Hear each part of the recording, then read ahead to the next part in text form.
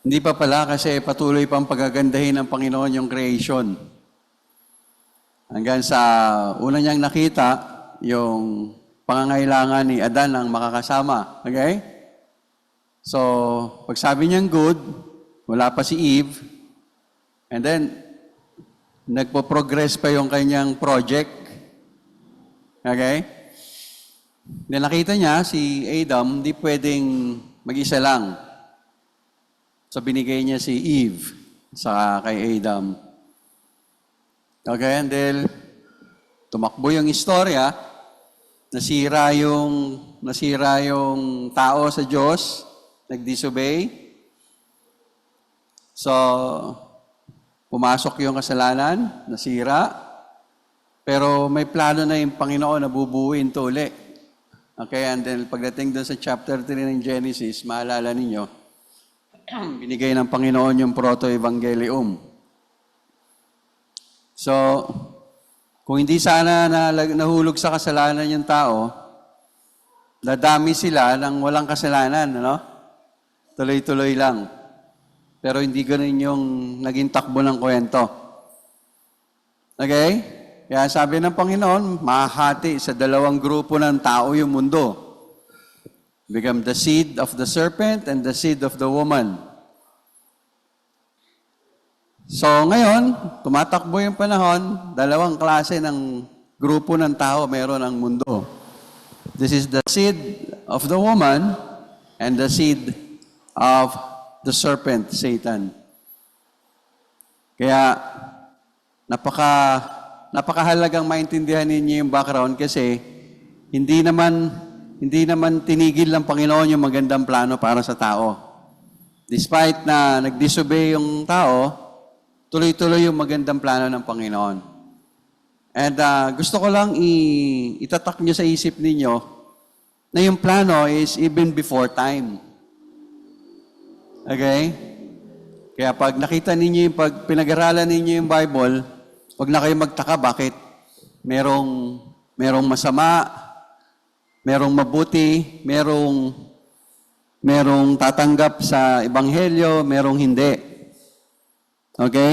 Kasi that was already prophesied by God. Now, natatandaan niyo ba yung binigay ng Panginoon yung promise dun sa na patitindihin ko yung pain sa iyong panganganak, sabi ng Panginoon kay Eve, no? Then before that, dineclare na ng Panginoon yung dalawang seed na mag-i-increase dito sa mundo, the seed of the serpent and the seed of a woman. Then eventually, yung seed of the serpent, yung seed of the woman, ika-crush yung head ng seed of the serpent. Bandang huli, makikita natin, the seed of a woman, which is Jesus Christ, will conquer death dahil tatapusin niya na yung istorya ng seed of the serpent. Kaya nahati ito sa masama at saka sa matuwid. Okay? Ngayon, gusto ko lang makita ninyo kung nasaan ka ngayon. Are you born in the seed of a woman or in the seed of the serpent? Kasi dalawa lang eh. Napaka-crucial nitong maintindihan dahil wala nang ibang magiging posisyon ng tao. Whether you are in the seed of the woman or you are born in the seed of the serpent. Okay? That is why there is the doctrine of God's sovereign election. Mahirap ma-distinguish who are the seed of the woman and who are the seed of the serpent. No? But there are evidences, no? Na kung saan ka magiging belong. So we're going to talk about today. Hindi naman natin to kaya ng isang Sunday lang. But I would like you to have at least idea where this doctrine is rooted. Kasi magulo yung mundo, pati yung mga Baptist churches ngayon, gumugulo na rin. And there are Baptist churches ngayon na tumatanggap na rin ng mga woman pastors. Okay? Kaya yung seed of the serpent, pumapasok na dun sa church. No? Yung tinatawag sa Bible na sheep in wolf's clothing. Wolf in sheep's clothing, I mean. Okay? So, now, kapag naalala ninyo yung Savior dun sa cross, yung Savior dun sa cross, dying. Okay? Sa palagay ninyo, sino nagplano nun? Na yung tagapagligtas dun sa cross, ganun ang senaryo na siya ay papatayin habang siya ay kinikilalang Panginoon. From the royal, kasi yun yung seed of the woman eh. Habang siya ay isang dakilang Diyos, bakit ganun yung klase ng kamatayan? Di ba kayo nagtataka? Bakit ganun yung senaryo? Okay? Kasi doon, pagpapakita, unang-una, makikita ninyo na matuwid yung nagplano. Ito yung nakakatakot na part. Kasi pag nandun ka sa seed of the serpent, you will realize na hindi mo pwedeng takbuhan yung kasalanan ng serpent. While sa seed of the woman, pinakita ng Panginoon, dahil matuwid ako, hindi ko lalabagin yung aking standard, hindi ko lalabagin yung aking panuntunan o yung aking law. No? Sin must be punished. Then wala namang qualified. Wala makakamit ng standard maliban sa kanya. So he planned, according in Isaiah chapter 53, he planned his own death in the person of his son. Kaya naging siya, John chapter 1 verse 1, sino nakaka-memorize doon? In the beginning was the Word, and the Word was God, was with God, and the Word was God. And pagdating sa verse 14, makita niyo, itong word na to is God in the flesh. Kaya, nakakamanghang isipin, Palalimin natin yung theology natin ngayon. Dahil, siya yung nagplano, binigay niya yung pangako, tinupad niya yung pangako in His person. Kaya yung istorya, from Genesis hanggang the New Testament, nagpatuloy. Kaya kita niyo yung Israel, pinili niya yung Israel para maging representative ng kanyang image. Okay? So, kaya pinreserve ng Panginoong Israel hanggang ngayon. Kanina nagsimula? Abraham, kanina, Isaac. Tapos, simulan natin kay Noah. Para mas maganda. Kasi kinakailangan nyo makita yung kwento. Paano tinapos ng Panginoon? Kasi nga, galit siya sa kasalanan. Representation na talagang may justice ang Panginoon pagdating sa kasalanan. Sipin mo, inubos niya yung worldwide flood yun eh. Nubos niya yung tao except nagtira siya ng lipi na magpapatuloy. Now, ilan ang anak ni Noah? 3. Pangalanan ninyo? Ham, Shem, Japet. Doon sa 3, kanino nagpatuloy yung matuwid na lahi?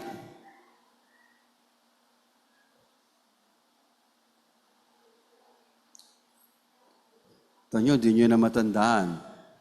Sino ang ninuno ni Abraham doon sa 3? Sino yung ninuno ni Abraham doon sa 3? Di na kayo nagba-Bible reading. Di nyo na natanda. Kaya mahalaga yung genealogy, nakakatamad yun basahin, pero kinakailangan basahin yun. Dahil doon mo maintindihan yung istorya, paano mo natanggap yung kaligtasan mo.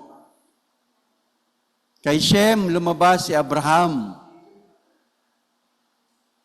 Kay Shem. Nabalik tayo kay Noah. Kaninong anak ni Adan, galing si Noah.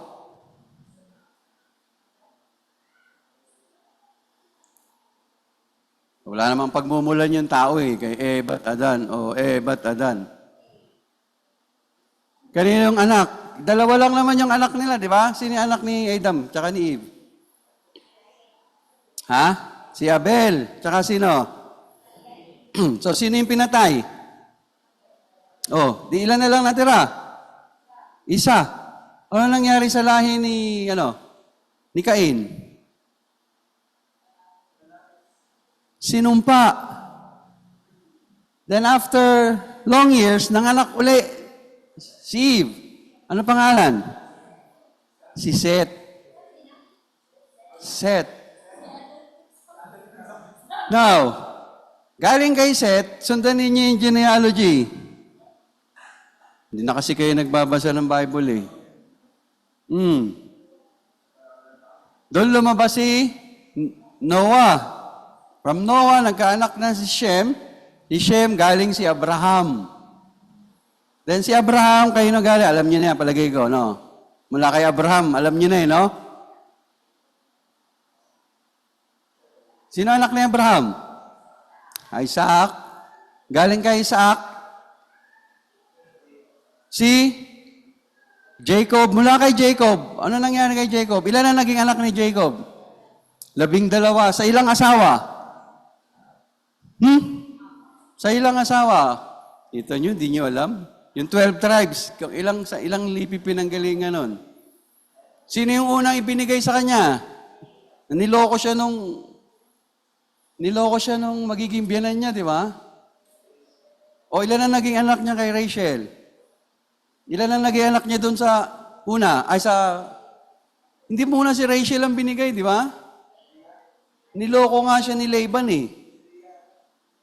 Okay, ilan na naging anak niya?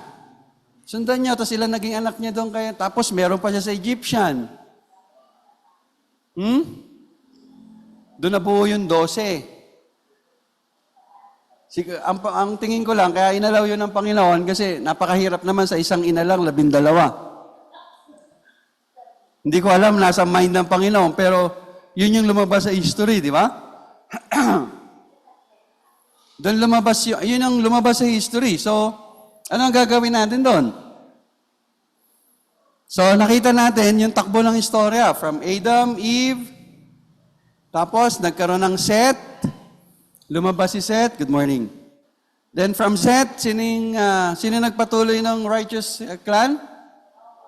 From Seth, lumabas si Noah, then from Noah, si Shem. Doon sa tatlo, isa lang Shem. And from Shem, lumabas si Abraham. Then from Abraham, Isaac. From Isaac, Jacob. Then Jacob, the 12 tribes. And then so on and so forth. Now, what do you think? Ang mga event ba nito, ang mga pangyayari bang ito ay random lang na nangyayari? Or there is a intellectual mind that planned perfectly all of this history. And throughout history, ay binuo niya yung kanyang pangako at ang kanyang kwento. And then that is the concrete proof that indeed God is sovereign and that is God is in full control of the history of Christianity. Kaya, tandaan ninyo, napakahalaga ng Old Testament. Doon nag-root at nabuo yung doctrine of God's sovereign election. Hanggang ngayon, siya ang nasusunod, His sovereign will, siya ang nagpaplano, siya ang pumipili kung ano ang mangyayari. Until dumating yung time na naiintindihan mo na ikaw ay niligtas ng Panginoon. Niligtas ka ba ng Panginoon dahil pinili mong maligtas? O pinili ka niya para iligtas? Ano ba talaga yung totoo? Now, let's look at the verse again.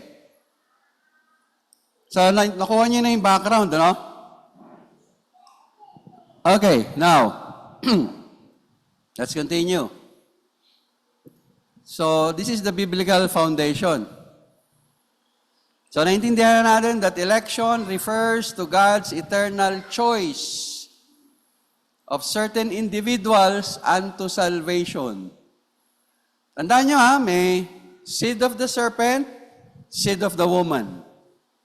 Dalawang klase lang ang tao sa mundong ito. Whether you are born for the seed of the serpent or you are born for the seed of the woman. So,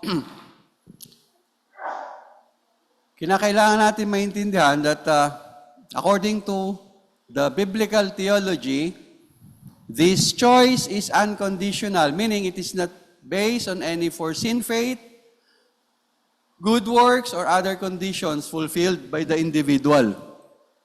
Rather, it is solely based on God's sovereign will and good pleasure according to Ephesians chapter 1, verses 4 down to verse 5. Yung binasa ni Teacher Shasha kanina. Sabi ng verse, for He chose us in Him, kailan? Before the foundation of the world. So kasama ka na dun sa history na binubuo ng Panginoon. Kwento, kasama ka na. So nagsimula, from the creation. Creation ba lang, no? Nandun na yung pagpili ng Panginoon. Tumakbo na yung kwento. Adam and Eve, lumabas si Seth. Alam niyo ng kwento, di ba? Do you think it's random? Ang ganda ng kwento kung pinag-aaralan lang sana natin. No?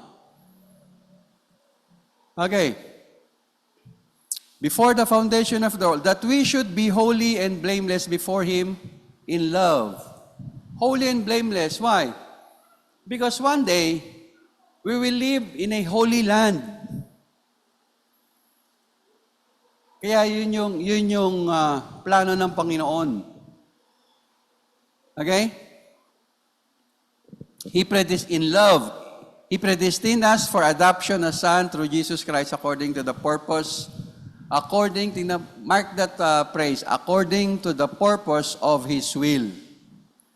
So, hindi pwedeng maging basis yung will ng tao kasi ang clear yung Bible. According to the purpose of His own will. And you cannot just take it away from Him. You cannot just take it away from Him. Okay? Yes, merong will ang tao. But sad to say, theology speaks that our will is not free. Kaya hindi po ako naniniwala sa free will. Ang will natin, whether you are slave of righteousness or your will is slave of unrighteousness. Palaging slave yan Hindi yan pwede maging free. Alipin ka ng kasamaan or alipin ka ng katuwiran. Now, let's continue. Kaya makikita natin, ito yung sentro ng pagkakaunawa natin doon sa katuruan patungkol sa eleksyon. Na nagsasabing, God's choice of His people occurred before the foundation of the world. Teaching us that it was not based on any foreseen action, but purely on His sovereign will. So, another verse, Romans 8:29-30. Sige, somebody read. Nag-adjust tayo ng oras Sunday school kasi naintindihan natin masama yung panahon, no? Kaya we started 9 o'clock. Okay, Romans 8:29-30. Sino gusto magbasa?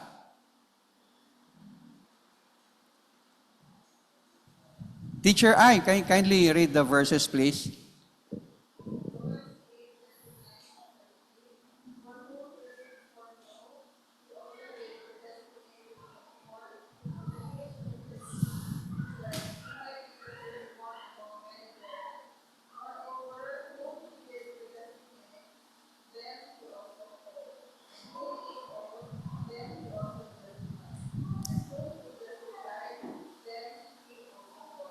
Okay, so makikita ninyo, hindi po foreseen, but foreknew. There is a big difference dun sa dalawang word na yan. He foreknew. According to His sovereign knowledge. Okay? Tinatawag yan, masikat yan yung verse na yan sa tawag na the golden chain of redemption. Okay, the golden chain of redemption. Okay? Kaya yung makikita niyo yung proseso, He foreknew, He also predestined to be conformed to the image of His Son in order that He might be firstborn among many brothers. And those whom He predestined, He also called. He also called, and those whom He called, He justified. Okay, so, kailan ka lang maja-justified? Kung ikaw ay tinawag, napaka-imposible ng justification doon sa walang divine calling. Okay? Kaya nakakatuwang maintindihan to mga kapatid, na yung kaligtasan mo, hindi basta-basta. Ito ay nagmula sa matalinong pagpaplano ng Diyos. Isipin mo, sabi ng verse, noon pa lang sa pasimula, nakita ka na ng Panginoon. Okay? Nakita ka na ng Panginoon. At magko-culminate yon sa glorification. Kaya, if I were you, memorize Romans 8:29-30 para lalo mong matreasure at yung preciousness ng salvation mo. At every time na nako-confuse ka, ligtas ba talaga ako? Then go back to that verse. Kasi yung proseso, unbreakable. Hindi po pwedeng may matitigil siya, hindi po pwedeng mapipigil siya. Okay? Kaya, beginning with God's foreknowledge and predestination and culminating in glorification. Ang tinuturo po ng theology is foreknew, not a simple foresight, but as God's covenantal love and choice. Ano ibig sabihin ng covenant nga ulit? Kasunduan ng Panginoon. Ito ang kasunduan ng Panginoon at ng tao. Kaya hindi pwedeng putulin ng Panginoon yun. In no way na pwede niyang itigil yon, or else He is not God. He is disqualified as God. Kaya ang sarap pang hawakan ng salvation natin, ano? Kasi, bakit natin to binabalik tanawan uli ngayon? Kasi very controversial na ngayon tong doctrine na to. Dahil sa dami ng nagsulputang mga doctrines na kinukonfuse itong golden chain of redemption. Yung perfect plan of election ng Panginoon. Okay? Isipin ninyo, ito madalas nating nasasabi ng araw. Pag tinatanong ka, bakit mo masasabing ligtas ka? Normally, ano ang sinasagot mo, Ate Fe? Paano mo bakit ka sure na ligtas ka?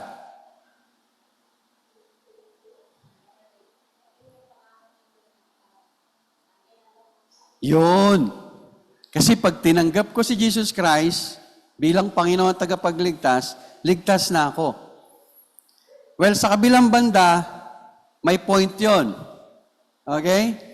Pero are you sure na lahat ng tatanggap kay Jesus Christ, tinawag ng Panginoon sa kaligtasan? Kasi balik ka dun sa golden chain. Paano ba maliligtas yung tao? It is His personal choice o choice ng Panginoon? Alin ba ang masusunod? Yung pagpili ng Diyos o yung pagpili ng tao sa Diyos?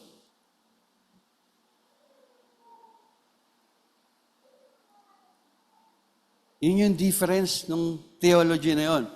Very loose yung theology na kapag ang pinanghawakan mo, dahil nagdesisyon ako na tanggapin si Jesus Christ, ligtas ako. So, ikaw na ba ang magdidesisyon ngayon tungkol sa kaligtasan mo? May plano na nga eh. Perfect na nga yung plan eh. Okay? Kaya, kinakailangan nating bumalik dun sa Biblia, bumalik dun sa tama. Kasi ito yung, dalawa lang kasi. Whether you are in the seed of the serpent or the seed of the woman, proto-evangelium, in the book of Genesis, yung sabi ng Panginoon eh.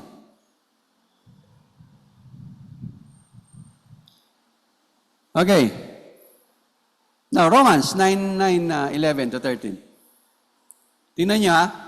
Kung ikaw ang magdidesisyon para maligtas ka, tingnan natin kung susuportahan ng Romans 9:11 yan. Open your Bibles. Babasahin ko po ito dahan-dahan. Romans 9:11 to 13. Though they were not yet born, and had done nothing either good or bad, in order that God's purpose of election might continue, not because of works, but because of Him who calls. But because of Him who calls, she was told, the older will serve the younger, as it is written, Jacob I loved, but Esau I hated. Kambal. Okay? Para mas maintindihan, yung sinabi dun sa una-unang verses, ibinigay itong illustration ng kambal. Dalawa na nga lang eh. Minahal ng Diyos si Jacob, si Esau, kinamuhian niya. Okay, sige. Let's explain this verse. Brother Harriet, what do you think? Ano pa yung nangyayari dito? Konting pananaw lang, kapatid.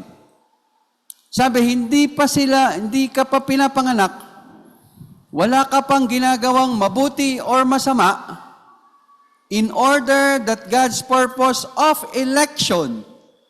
Meron na bang election? Para matupad daw yon. Okay?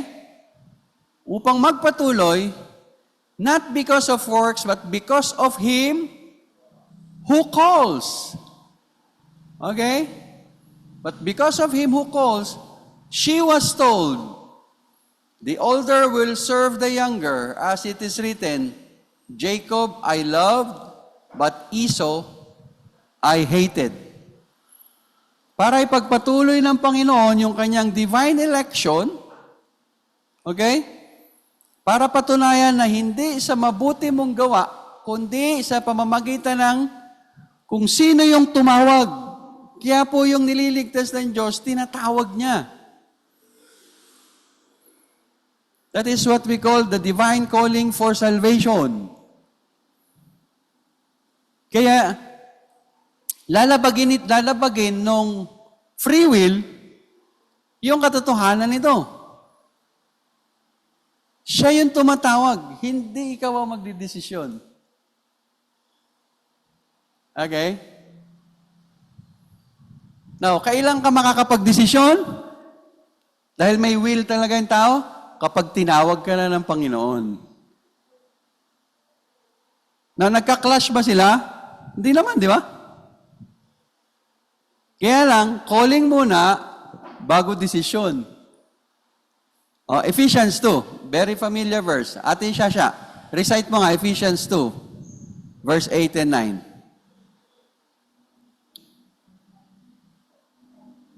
Oh.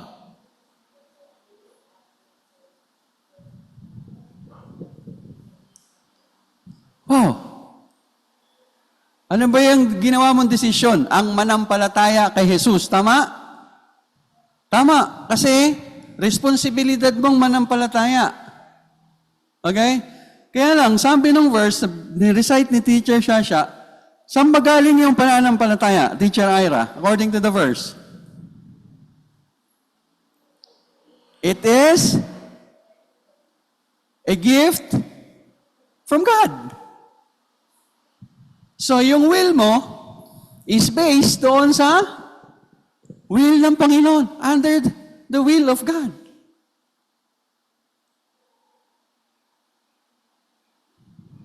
You believe because God enabled you to believe. He gave you the power to believe. He called you to believe. Sir, marami pa pong upuan dito. Tuloy po kayo, tuloy po kayo. Marami pa pong upuan. Okay, sige. Nakakasunod ba?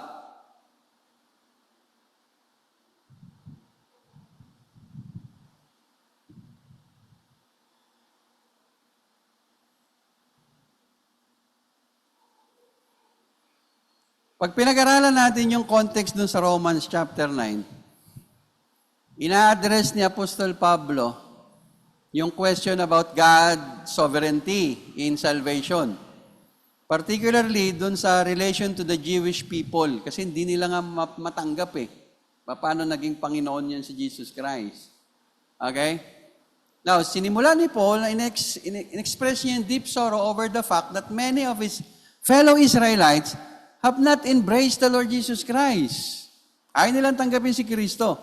Now, this raises a theological question. Ano yung question? Has God's word failed since many of the physical descendants of Abraham are not saved? Nagkamali ba yung Biblia kasi marami na nagmula sa lipi ni Abraham ay hindi naligtas? Na-focus kay Abraham instead na dun sa proto-evangelium. Ang sabi ng Panginoon, darating ang panahon, there are only two seeds. The seeds of the serpent and the seeds of a woman. Galing si Abraham sa seed of the woman. Tama? Kaya inisa-isa ko sa inyo yun Si Noah galing din sa seed of the woman. Ilan ang anak ni Noah? Ha? Tingin kayo sa screen. 3. Sa 3, isa lang yung liping nagpatuloy. Anong nangyari doon sa 2? Nag-fail ba yung Bible? Kasi yung sa 3, isa lang nagpatuloy sa righteousness? Seed of a serpent, seed of a woman. 2 lang ang direction ng tao Now,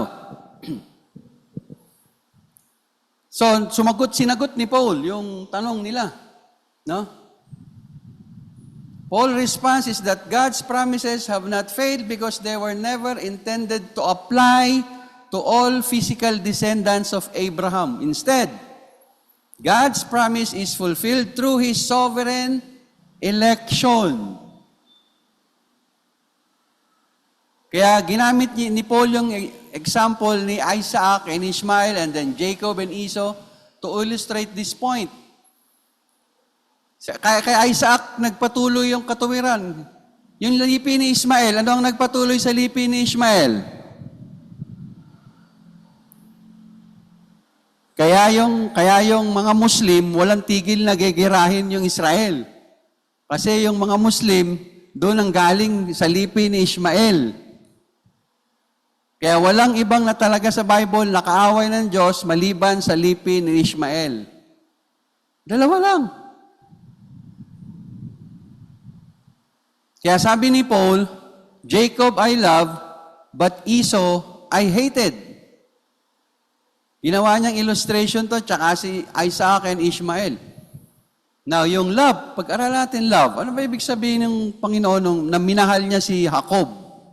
Okay. Nung sinabi ni Paul that he loved, take note of this.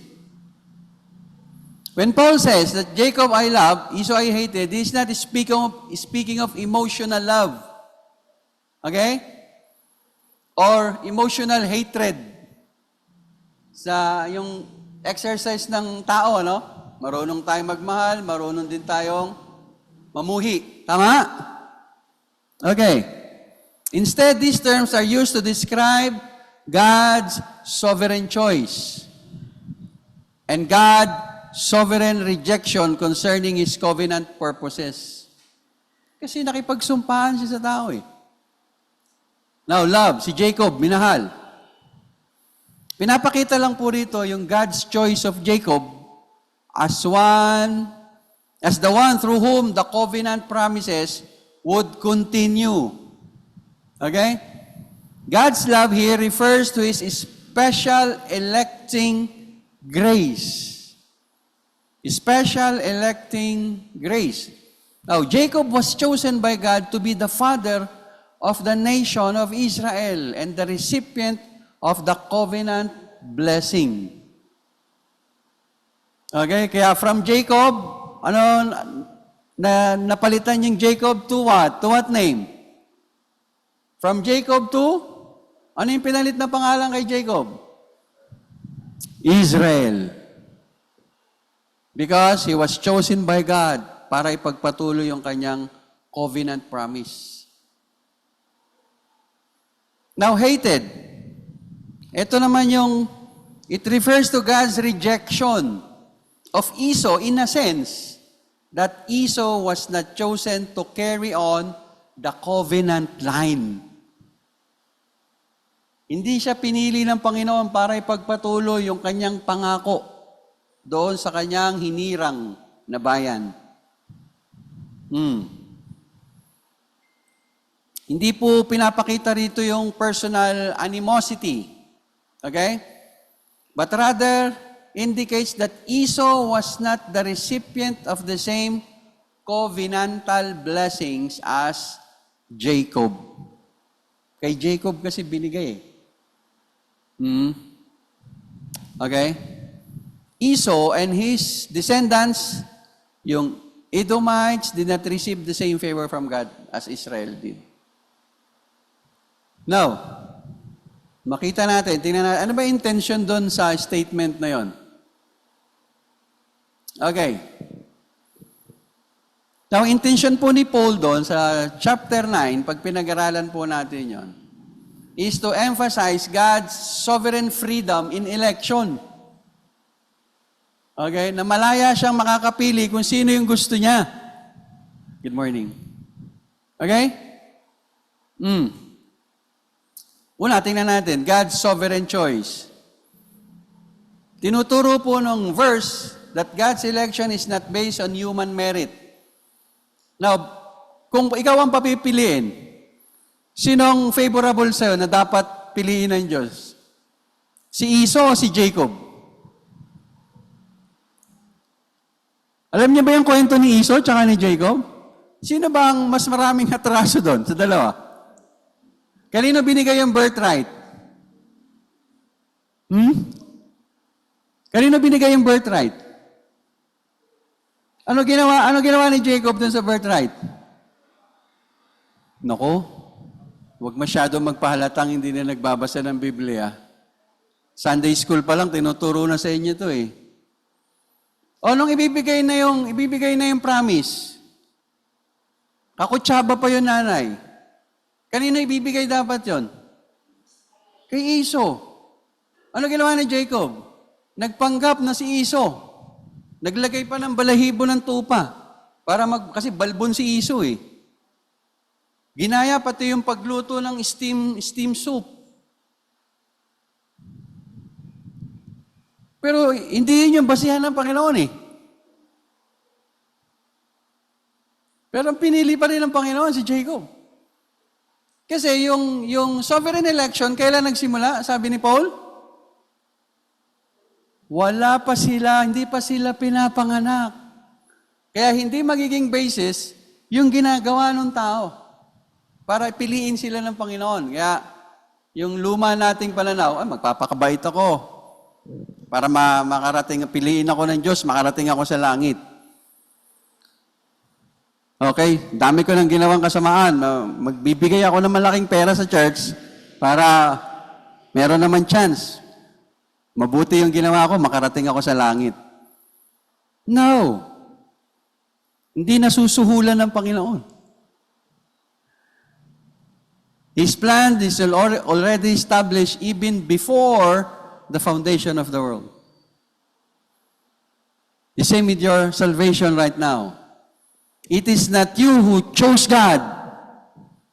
It is God who chose you. John chapter 15. Naalala niyo yung statement na yun? Ano yung makikita niyo sa John chapter 15? Ang sabi ng Panginoon? You did not chose me, but I chose you. Yan.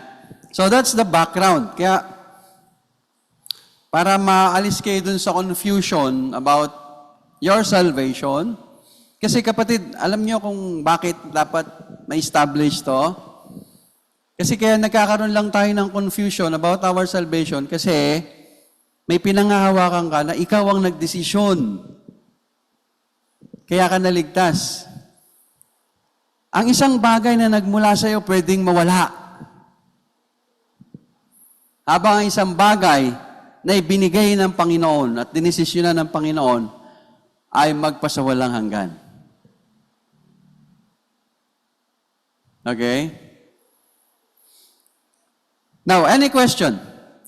Tapos na po tayo sa background ng ating pinag-aaralan. Do you have any clarification? Would you like to add more sa ating lesson this morning? Ang gulo-gulo na ng Kristyanismo dahil lang may mga self-acclaimed na tao na salvation begins because once I decided to accept Christ as my personal Savior. While the Bible is clear that even before time, God already chose you to become His heir, chosen from the foundation of the world. Kaya tama yung kanta, no? Ebat Adan, wala ka nang magagawa, pinili ka. Palitan niyo na lang yung lyrics. Any question? Alam niyo, yung takot na takot, allergic ako sa ganyang katahimikan pagka nagtuturo ako Kasi tinuro sa akin ng teacher ko yan 2 bagay lang daw pag tahimik ang estudyante mo. At yung mga teacher nakaka-relate. Ayun! Buti na lang, may nag-react.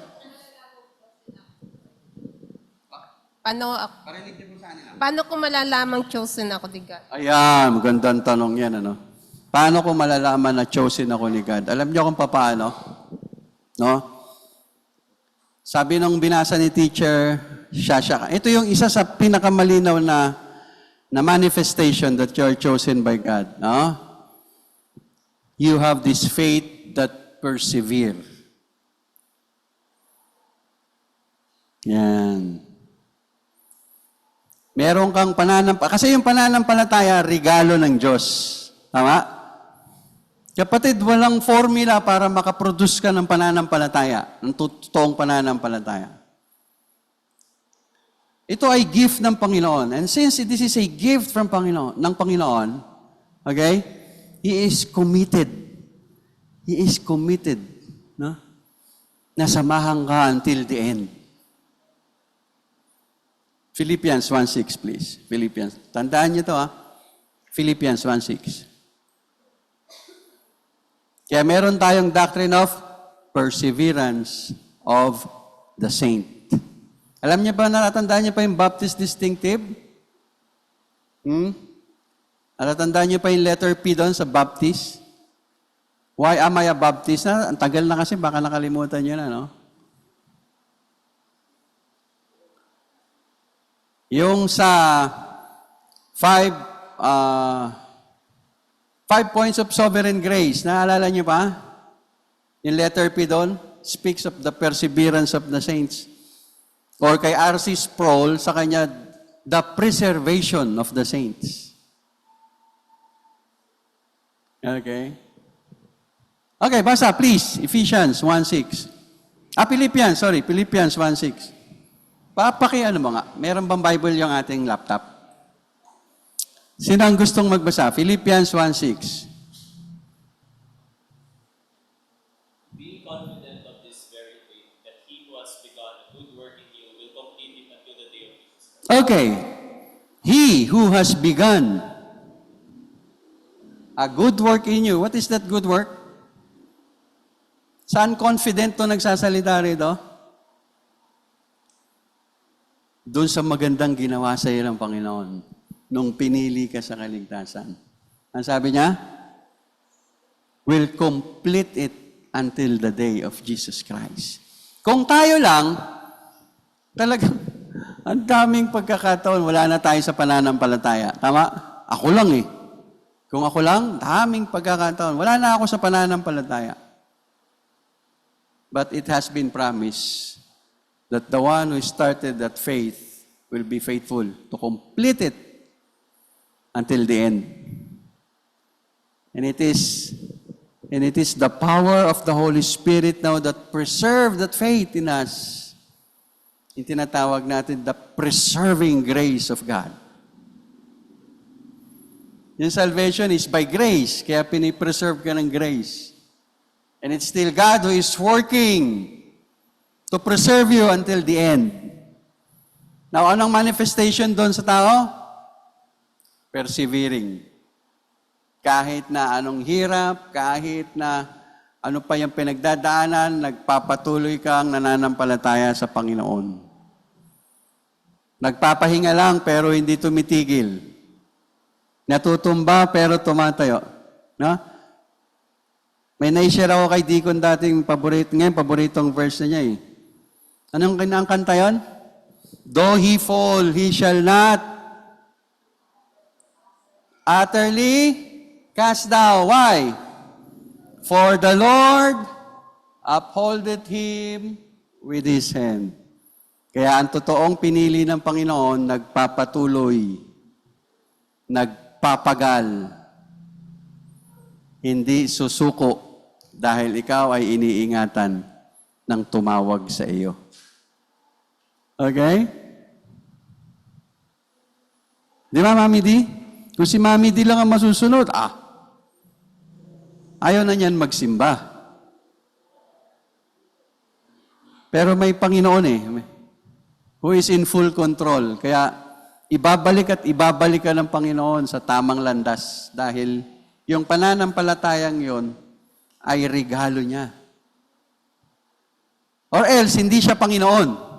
Nagkamali siya. Pagkakamali ka kaya, pinili ka ng Panginoon, at then, marirealize mo, pagkakamali ka ng Diyos. Nagkakamali ba yung Diyos? Hindi. Kaya ganun ka-secure yung salvation. Kaya tayo nagpapasalamat dahil niligtas ka ng Panginoon.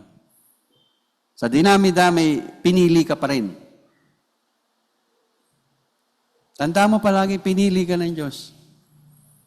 Yung pagpili mo sa Diyos ay epekto ng pagpili niya sa'yo. Okay? Dahil binigyan ka ng responsibilidad na manampalataya. Okay? So, any question? Wala na ata tayong oras. Eksakto na yung ating oras. Kung meron kayong question, i-chat nyo lang dun sa GC ng church. Or i-chat nyo ako, mag-PM kayo sa akin. Personal kung sasagutin po sa inyo. Okay? Kung wala nang tanong, tayo tumayo. At hilingin natin si Brother Mark na wakasan tayo sa pananalang. Let us pray. Lord Heavenly Father, we thank you, Lord God, for this wonderful day, Panginoon, na binigay niyo po sa amin. Thank you, Lord God, for the opportunity, Panginoon, na binigay niyo po pang makapag-Sunday school po kami, Panginoon. Thank you, Lord God, for the message, Lord God. Now that we know, Panginoon, the sovereign election has begun, foretold, Panginoon, before the world began, Panginoon. We know, Panginoon, that only our faith in you, Panginoon, can save us, Panginoon. Alam namin, Panginoon, ang pagiging tapat namin, Panginoon, sa iyo, Panginoon, ay maging steadfast, Panginoon, sa inyong mata, Panginoon. At kayo po ang magbabay sa amin, Panginoon, sa aming pagpapatuloy ng aming gawain, Panginoon, ngayong araw tayo. Ito naman po ang sama-sama panganalangin sa pangalan ni Kristo Jesus. Amen.